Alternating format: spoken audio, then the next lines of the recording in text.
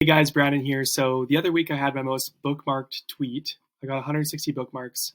So I figured let's do a little quick video for a couple tips from this. I'm not going to do them all, but I'm going to give you three that you can use right away and start selling more with your words. So first one I want to talk about is this one. So people always say, don't talk about features, just talk about benefits. That's wrong. You do need to talk about features, but you can't forget the benefits. Do both. For instance, Apple Vision Pro. Capture magical spatial photos and videos with Apple's first 3D camera. That's the feature. Here's the benefit. Relive those special moments. You'll never have to worry about letting another memory slip away again. Benefit.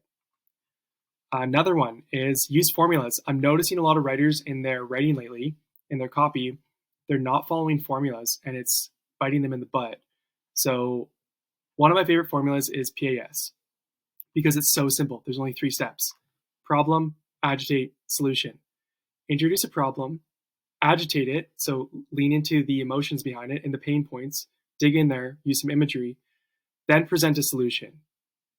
Do all 3. I'm noticing some people are going really heavy into problem and agitate without offering a clear solution. So you're just hurting somebody without actually giving them the way out.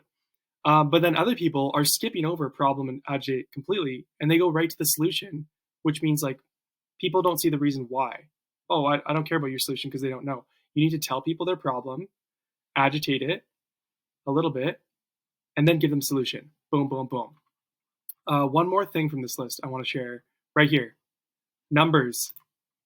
I did it in this video. 3 tips, right? Numbers catch attention. Numbers are huge. Use numbers as much as you can in your copy. Used in your title, used in your call to action, used in your PS, used in your social proof.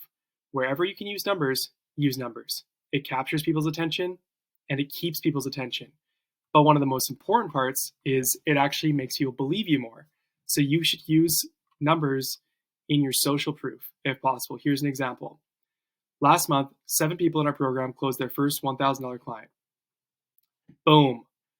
Like when you share numbers like that are actually true, statistics, stuff like that, people believe you more. It's proof and credibility. So it backs up your claims and it backs up your promise.